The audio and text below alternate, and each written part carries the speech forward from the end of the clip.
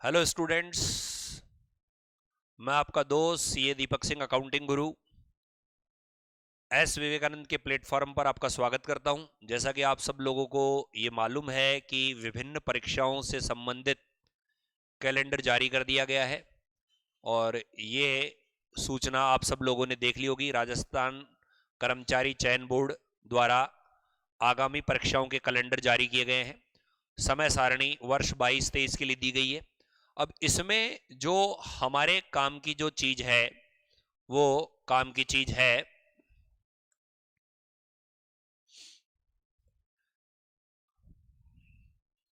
Number 8, TRA and junior accountant. TRA व junior accountant जिसका की संभावित तिथि एवं माह है सितंबर। ठीक है। तहसील राजस्व लेखाकार और कनिष्ठ लेखाकार की जो परीक्षा है इसकी होने की संभावना का संभावित माह है सितंबर। तो सितंबर माह में यह परीक्षा आ सकती है काफी इंतजार के बाद। और जैसे डॉन का इंतजार 11 मुल्कों की पुलिस कर रही थी, वैसे ही इसका इंतजार कई हजारों स्टूडेंट्स कर रहे हैं, क्योंकि यह परीक्षा कई वर्षों के बाद आई है। और जैसा कि स्टूडेंट्स आप लोग जानते हैं कि काफी वर्षों के बाद आने से काफी पद रिक्त हो गए हैं।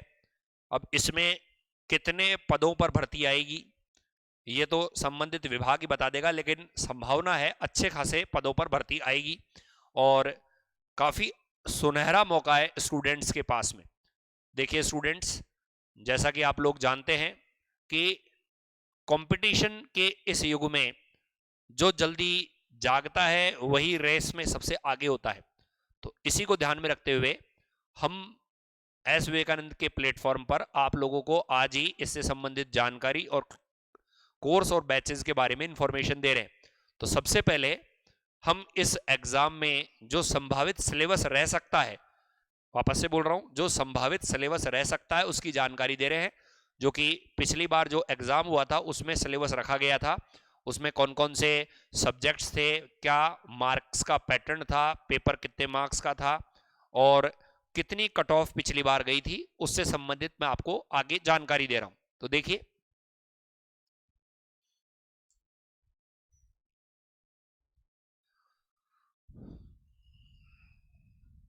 ये देखिए आपके सामने राजस्थान लोक सेवा आयोग का। सर ये तो राजस्थान लोक सेवा आयोग का है। तो पहले जो जूनियर अकाउंटेंट की परीक्षा आयोजित की गई थी वह आरपीएससी द्वारा आयोजित की गई है। अब की बार अधीनस्थ बोर्ड करवा रहा है, पिछली बार आरपीएससी ने इसे कंडक्ट करवाया था। पहला अंतर। दूसरा अंतर यह है, अंतर तो नहीं कह सकते, दूसरी चीज यह है कि जब ये परीक्षा आयोजित हुई थी तो टोटल 12 पेपर थे और 12 पेपर में 2 प्रश्न पत्र थे। तो देखते हैं कौन कौन से प्रश्न पत्र थे। एक तो था प्रश्न पत्र 1, इसमें आया था हिंदी, इंग्लिश, सामान्य ज्ञान, दैनिक विज्ञान, गणित और कंप्यूटर के मूल सिद्धांत। हिंदी, इंग्लिश, जनरल, सामान्य ज्ञान, दैनिक विज्ञान, गणित और कंप्यूटर के मूल सिद्धांत। और ये 450 नंबर का था।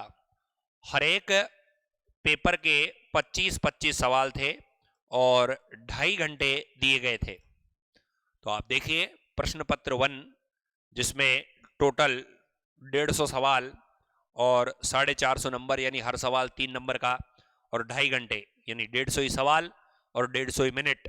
उसमें ये पेपर आपको सॉल्व करने थे। हिंदी, अंग्रेजी, सामान्य ज्ञान, राजस्थान का केवल, इसके अलावा डेली साइंस, गणित और कंप्यूटर के मूल सिद्धांत। नेगेटिव मार्किंग भी थी और आपको मैं बता दूं नेगेटिव मार्किंग 1/3 थी, यानी सही सवाल का 3 नंबर और गलत जवाब का 1 नंबर कटेगा माइनस में। ओके, ये हमने बात की केवल कौन से पेपर की, पहले पेपर की। अब हम बात करते हैं नेक्स्ट पेपर नंबर 2 की। पेपर नंबर 2 जो कि आपके कॉमर्स से रिलेटेड है, उसकी हम यदि बात करें तो कुछ इस तरह से है।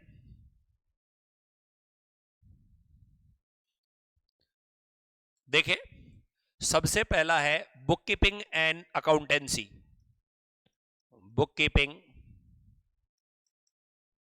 And accountancy. दूसरा है, उसका नाम है बिजनेस मेथड्स। तीसरा है ऑडिटिंग, लेखा परीक्षा। चौथा है इकोनॉमिक्स। नेक्स्ट है आरएसआर। नेक्स्ट है जीएफ&एआर। तो यहां पर भी जो सब्जेक्ट लिए गए हैं वो 1, 2, 3, 4, 5 और 6 लिए गए हैं। यानी पेपर नंबर 1 में भी 6 सब्जेक्ट, पेपर नंबर 2 में भी 6 सब्जेक्ट, पेपर नंबर 1 में भी 150 सवाल और पेपर नंबर 2 में भी 150 सवाल। प्रत्येक सवाल 3 नंबर का, जो कि 450 का हो गया। वापस से वही परीक्षा का पैटर्न 2.5 घंटे में करना है। 150 मिनट है, 150 सवाल है। सही का 3 नंबर है, गलत का -1 नंबर है। सबसे अच्छी बात जो मुझे इस एग्जाम में नजर आती है वो ये है कि यहाँ आपको पहले से ही ये दे दिया कि अकाउंटिंग में कितने क्वेश्चन आएंगे। तो आपके सामने नजर आ रहा है 25 सवाल आएंगे जो कि 75 नंबर के होंगे। देखिए 2013 वाली जो वैकेंसी थी उसमें ये स्पष्ट था कि 1 से लेकर के 25 तक के जो सवाल होंगे पेपर नंबर सेकंड में, 1 से लेकर 25 तक के जो सवाल होंगे पेपर नंबर सेकंड में, वो केवल अकाउंटिंग के होंगे। यानी मिक्सिंग सवाल नहीं आते हैं।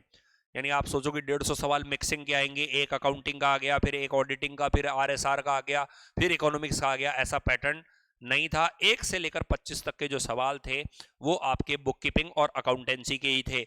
जो 26वां सवाल स्टार्ट होते ही वो बिजनेस मेथड का बन गया था। 26वां सवाल बिजनेस मेथड का था, 50 तक बिजनेस मेथड था।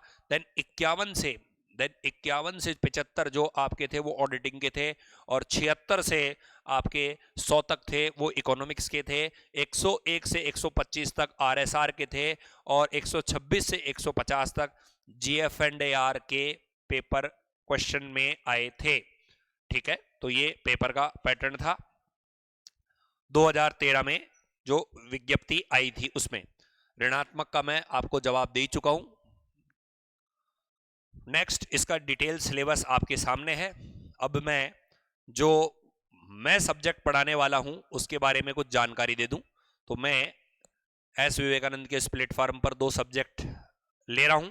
एक का नाम है बुक कीपिंग एंड अकाउंटेंसी, पुस्तपालन और लेखाशास्त्र, और एक मैं ले रहा हूं ऑडिटिंग अंकेषण। यानी 1 से 25 तक सवाल, और उसके बाद 51 से 75 तक के सवाल मेरे विषय से संबंधित सवाल है। तो जरा सिलेबस देख ले। जो पहला सब्जेक्ट है जिसका नाम है बुक कीपिंग एंड अकाउंटिंग, वो द्वितीय प्रश्न पत्र में सबसे पहले स्टार्ट होता है। यानी 1 से लेकर 25 तक इसी के सवाल आते हैं। और जो 2013 का सिलेबस है उसमें इसके अंदर 9 चैप्टर दिए गए हैं, 9 अध्याय दिए गए हैं। 9 चैप्टर के अंदर क्या क्या जानकारी दी गई है? 9 चैप्टर के अंदर सबसे पहले इन्होंने अकाउंटिंग बोला है। लेखांकन क्या है? लेखांकन का मीनिंग, लेखांकन का नेचर, लेखांकन का कार्य, इसके अलावा लेखांकन के प्रकार, लेखांकन की समीकरण, लेखांकन के सिद्धांत, लेखांकन की अवधारणाएं, लेखांकन की परंपराएं। तो ये जो सिलेबस है वो मुख्य रूप से इंगित करता है 11th और 12th क्लास को, और ग्रेजुएशन का केवल एक चैप्टर है जो कि है 9th, जैसा कि 2013 में था। ठीक है, तो पहला जो चैप्टर है उसमें लेखांकन के परिचय के बारे में बात की गई है कि लेखांकन का परिचय क्या है, लेखांकन की अवधारणाएं क्या है, लेखांकन की परंपराएं क्या है, लेखांकन के सिद्धांत क्या है, उनके बारे में बताया गया है। नेक्स्ट, दूसरा जो चैप्टर है वो है लेखांकन की प्रक्रिया, जिसमें जर्नल का निर्माण, लेजर का निर्माण, बैलेंस शीट का निर्माण, उनके बारे में बताया गया है। विभिन्न प्रकार के एडजस्टमेंट कैसे कैसे होते हैं उनके बारे में समझाया गया है। देन जो थर्ड चैप्टर है उसमें बैंक समाधान विवरण के बारे में बताया गया है, बैंक रिकॉन्सिलिएशन स्टेटमेंट के बारे में बताया गया है। जो चौथा चैप्टर है वो अशुद्धियों के शोधन से संबंधित है, और 5वां चैप्टर है वो मूल्यह्रास से संबंधित है, डेप्रीशिएशन से संबंधित है। नेक्स्ट, छठा जो चैप्टर है वो प्राप्ति एवं भुगतान खाते और आय व्यय खाते और बैलेंस शीट से संबंधित है। 7वां चैप्टर जो है वो इकहरा लेखा प्रणाली, सिंगल एंट्री सिस्टम से संबंधित है। 8वें चैप्टर में पार्टनरशिप की बात की गई है, और पार्टनरशिप जूनियर अकाउंटेंट में बहुत ही महत्वपूर्ण भूमिका निभाता है। काफ़ी सारे सवाल पार्टनरशिप चैप्टर से आते हैं, क्योंकि यहाँ पार्टनरशिप डिटेल में पढ़नी पड़ेगी। पार्टनरशिप में पार्टनरशिप का इंट्रोडक्शन क्या है, नए पार्टनर का आगमन क्या है, पुराने पार्टनर का रिटायरमेंट क्या है, पुराने पार्टनर की मृत्यु क्या है, सारा कुछ आपके यहाँ पर है। पुनर्मूल्यांकन खाता, गुडविल का एडजस्टमेंट, लाभ हानि रेशो में परिवर्तन, देखिए एडमिशन भी है, रिटायरमेंट भी है, डेथ भी है, और जॉइंट लाइफ पॉलिसी के बारे में भी आपको पढ़ना पड़ेगा। और जो अंतिम चैप्टर है उसका नाम है इंश्योरेंस क्लेम, बीमा दावे। और यहाँ बीमा दावे का तात्पर्य है केवल और केवल आग लगने से जो बीमा दावा निकलता है उसकी गणना करने के बारे में कहा गया है। तो ये हमारे टोटल 9 चैप्टर है जो अकाउंटिंग सब्जेक्ट से संबंधित है, लेखांकन सब्जेक्ट से संबंधित है। देन उसके बाद जो आता है वो आता है थर्ड, बिजनेस मेथड के बाद में आता है थर्ड पार्ट, और जिसका नाम है ऑडिटिंग। तो ऑडिटिंग की यदि हम बात करें तो ऑडिटिंग के अंतर्गत ऑडिटिंग का मीनिंग क्या है, ऑडिटिंग के उद्देश्य क्या है, ऑडिटिंग के प्रकार क्या है, ऑडिटिंग का प्रोग्राम क्या है, वर्किंग पेपर क्या है, टेस्ट चेकिंग क्या है, उसके बारे में जानकारी, वाउचिंग क्या है, वाउचिंग का कंसेप्ट क्या है, महत्वपूर्णता क्या है, प्रक्रिया क्या है, आंतरिक नियंत्रण क्या है, आंतरिक चेकिंग क्या है, आंतरिक ऑडिट क्या है, संपत्ति और दायित्वों का वैल्यूशन और वेरिफिकेशन क्या है, कंपनी ऑडिटर के क्या क्या राइट है, ड्यूटी है, लाइबिलिटी है, सरकारी कंपनी का अंकेक्षण किसे कहते हैं, और audit report and audit certificate. यानी टोटल 7 चैप्टर ऑडिटिंग में है। तो ध्यान दीजिए, जो बुक कीपिंग है उसमें भी 25 सवाल हैं, और जो ऑडिटिंग है उसमें भी 25 सवाल हैं। अब स्टूडेंट्स, बात ये आती है कि यहाँ पर जो क्वेश्चंस आते हैं उनके पैटर्न क्या रहेंगे। तो देखिए, वर्तमान समय में आपको ये पता होगा कि पेपर का जो लेवल है वो अच्छा खासा आ रहा है। तो आपको पढ़ाई जो है वो सिंसियर होके इन डेप्थ करनी है। यानी ये 25-25 जो सवाल है उसके लिए आपको इन डेप्थ स्टडी करनी है, एक एक चीज को अच्छी तरह से समझना है, और उस तरीके से आपको तैयारी करनी है, गहराई में जाकर के हर एक टॉपिक का अध्ययन करना है, तब जाके अपनी बात बन सकती है। बाकी के सब्जेक्ट की व्याख्या संबंधित टीचर्स आप लोगों को करवाएंगे। मैंने पुस्तपालन और अकाउंटेंसी के बारे में बता दिया, मैंने आप लोगों को अंकेक्षण के बारे में बता दिया। पुस्तपालन और अकाउंटेंसी जो था, बुक कीपिंग एंड अकाउंटेंसी, उसके अंदर 9 चैप्टर थे, और ऑडिटिंग जो सब्जेक्ट है उसके अंतर्गत 7 चैप्टर की हमने बातचीत कर ली। स्टूडेंट्स, आपने ये देखा कि जूनियर अकाउंटेंट की भर्ती शीघ्र आने वाली है, टीआरए की भर्ती शीघ्र आने वाली है। वर्तमान में इस परीक्षा को अधीनस्थ विभाग आयोजित करवाएगा। पहले ये परीक्षा आरपीएससी द्वारा आयोजित की जाएगी। अभी तक मैंने आप लोगों को कितने सब्जेक्ट होते हैं उनकी जानकारी दे दी, और मेरे से संबंधित जो सब्जेक्ट है उसमें क्या क्या कंटेंट आएगा, कौन कौन से चैप्टर आएंगे, उनकी जानकारी आपको दे दी। तो इस वैकेंसी के लिए एस विवेकानंद के प्लेटफॉर्म पर आप लोग आ सकते हो। एस विवेकानंद जो है उसने 1200 से ज़्यादा स्टूडेंट्स का जूनियर अकाउंटेंट में 2013 से 2017 के बीच में जो परीक्षा आयोजित हुई थी उसमें सिलेक्शन दिए हैं, और कुछ स्टूडेंट्स के नाम आपके सामने दिख रहे हैं। रामपाल है, अंकित है, कृष्ण है, अजय है, विकास है, पृथ्वी है। ये सारे के सारे स्टूडेंट्स जिनके फोटोज अवेलेबल थे उनके बारे में बताया गया है। अब तक 1200 प्लस स्टूडेंट्स का सिलेक्शन का ट्रैक रिकॉर्ड यहाँ पर रहा है, और यहाँ पर आप लोगों को इस बार 3 तरह के बैचेस की फैसिलिटी दी जा रही है, 3 तरह की क्लासेस देखने की फैसिलिटी दी जा रही है। नंबर 1 कि आप फेस टू फेस क्लास ले सकते हो, जिसका जो सेंटर है वो इमली फाटक है, और उसका एड्रेस आपके सामने है। वो मोबाइल नंबर से आप पता कर सकते हो कि इमली फाटक टोंक रोड पर इनका फेस टू फेस का क्लास सेंटर है। यदि आप फेस टू फेस नहीं आ सकते तो इसका एक और ऑल्टरनेट है ऑनलाइन लाइव क्लासेज भी रहेगी। यानी जो क्लास में रेगुलर पढ़ाया जा रहा है आप घर बैठे उस क्लास को ले सकते हो। उसके लिए आप इस फ़ोन नंबर पर कंसल्ट कर सकते हो। फ़ोन नंबर आपके सामने है 7273570529।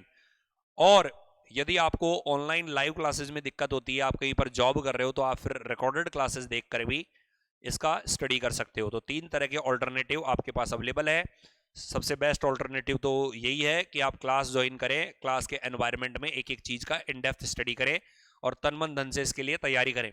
लेकिन किन्हीं कारणों से यदि आप क्लास में नहीं आ पाते हो, फिजिकली प्रेजेंट नहीं हो पाते हो, भौतिक रूप से नहीं आ पाते हो, तो सेकंड जो ऑप्शन बेस्ट रहता है वो रहता है कि ऑनलाइन घर से लाइव क्लासेस लो, क्योंकि जैसा स्टूडेंट लाइव रहता है तो उसका कनेक्टिविटी अच्छा रहता है। लेकिन यदि वो भी संभव नहीं है तो फिर तीसरा ऑल्टरनेटिव रिकॉर्डेड क्लासेस का है, और तीनों के लिए आप संबंधित नंबर पर कॉल कर सकते हो, और इसके बैचेज हैं वो अब स्टार्ट होने जा रहे हैं, और आप इन नंबर पर कॉल करके अपने हिसाब से अपनी सुविधा के अनुसार से विभिन्न कोर्स में से कोई सा भी कोर्स ले सकते हो। तो आई होप सो, मैं आशा करता हूं कि आपको ये इन्फॉर्मेशन काफ़ी अच्छी तरह से समझ में आ गई होगी और आपके लिए लाभकारी होगी। धन्यवाद, मिलते हैं शीघ्र ही किसी नए टॉपिक के साथ। Thank you.